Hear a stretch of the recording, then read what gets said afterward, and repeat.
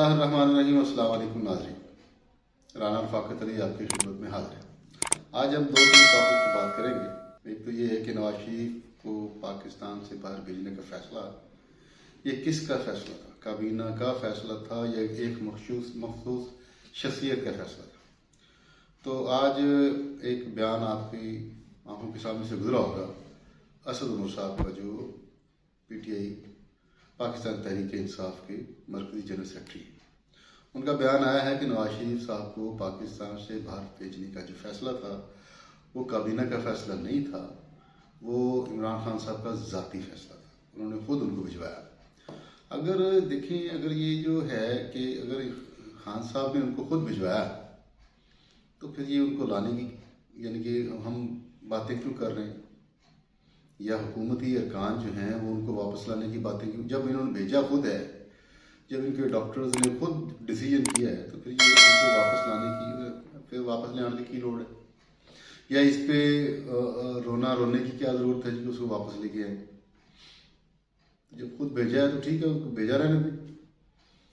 तो आम लोगों के यानी कि जहन को किस तरीके से हुकूमती अरकान जो है ना वो तब्दील करते हैं, क्या ज़हन साजी हो रही है?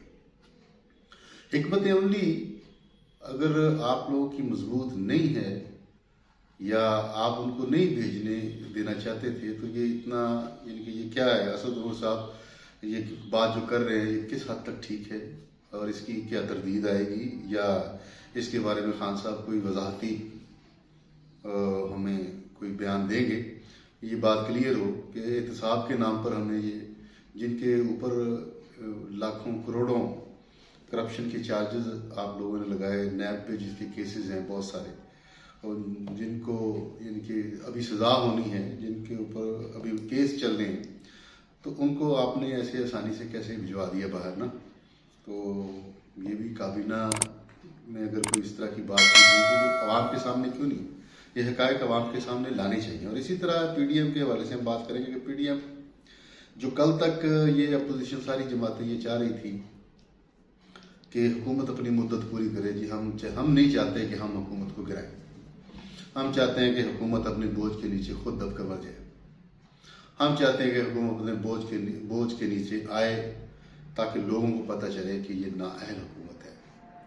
अच्छा, ये तो बयानियाँ, ये बातें हम अरसे से सुनते आ रहे हैं, लेकिन अचानक इसमें अब अपोजिशन ने भी यू टर्न ले लिया कि इन हाउस तब्दीली की बातें शुरू हो गई हैं। जिस तरह कि आज आपके शायद नज़रों से गुजरा हो एक बयान जो अयाज सादिक साहब ने दिया कि इन हाउस तब्दीली के लिए भी तैयारी मुकम्मल हो गई है।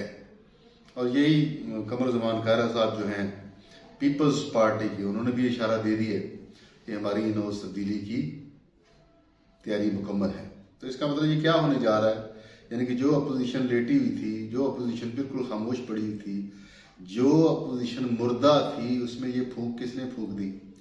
उसमें रूह ये किसने फूंक दी? उसमें जान ये किस तरह आ गई? उसमें सोच ये किस तरह पैदा हो गई?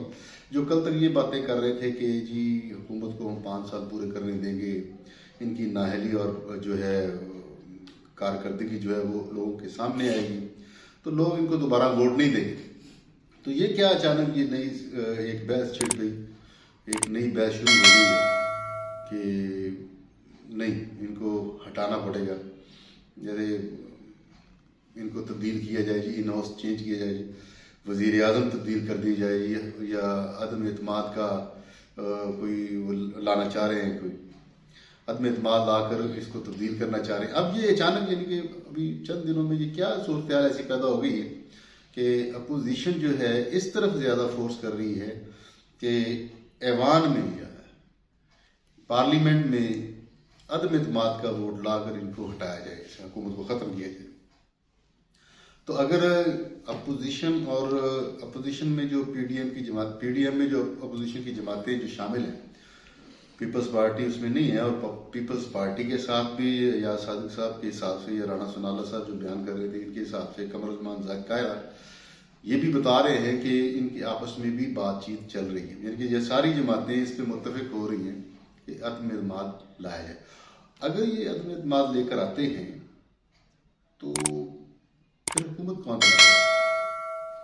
کیا پی ٹی آئی سے ہی ممبر لیے جائیں گے یا مسلم لیگ نون حکومت بنانے کی پوزیشن میں ہے، یا یہ بوجھ جو ساری نااہلی کا بوجھ پیپلز پارٹی اٹھائے گی اگر یہ نااہل حکومت سمجھتے ہیں؟ تو میرا خیال ہے کہ جس طرح کا جو پہلے موقف تھا جو 3 سال تک انہوں نے اپنایا کہ حکومت کو اپنی مدت پوری کرنی چاہیے اور یہ مدت پوری کر کے پرفارم کرے، اگر نہیں پرفارم ہوتا تو عوام فیصلہ کرے گی، لوگ فیصلہ کریں گے۔ اگر ایک دوسرے کو گرانے کا یہ سلسلہ ختم نہ ہوا تو یہ سلسلہ ایسے آگے بڑھتے رہیں گے اور جو پاکستان جو ہے اس کی ترقی پھر مشکل ہوتی چلی جائے گی۔ ہمیں برداشت کا مادہ اپنے اندر پیدا کرنا چاہیے اور جو بھی حکمت عملی ہو، اپوزیشن کی ہو چاہے گورنمنٹ کی ہو، جن کی بھی حکمت عملی ہو ان کو چاہیے کہ وہ حکمت عملی لانگ ٹرم کی ہو، لمبے عرصے کے لیے یہ حکمت عملی اپنائی جائے، مختصر عرصے کے لیے نہیں کہ سال بعد آپ کی حکمت عملی چینج ہو رہی ہے۔ اگر 1-2 سال کے بعد آپ کی حکمت عملی تبدیل ہوتی ہے تو پھر آپ نے 20-25 سال کے جو پلان لوگوں کو پیش کرتے ہیں تو پھر اس کی کیا حقیقت ہے؟ اگر پی ٹی ایم یا اپوزیشن کی ساری سیاسی جماعتیں ان ہاؤس تبدیلی کے لیے ابھی اکٹھی ہو رہی ہیں تو ٹھیک ہے، یہ پارلیمانی سسٹم ہے، اس میں یہ ہو سکتا ہے، لیکن پھر آپ کا جو پرانا دعویٰ تھا کہ حکومت کو 5 سال پورے کرنے چاہیے وہ کدھر گیا؟ اور جو نواز شریف کو جو حکومت کی ایک پالیسی تھی کہ اس کو لے کے آنا ہے واپس یہاں پر اور ان سے احتساب کرنا ہے، تو پھر یہ حکومت نے ان کو کیوں بھیجا؟ یہ ساری باتیں غور کرنے والی ہیں۔ میں نے اپنا نقطہ نظر آپ کی خدمت میں پیش کیا۔ آج کے لیے اتنا ہی، آپ سب سے دعاؤں کی درخواست ہے۔ السلام علیکم۔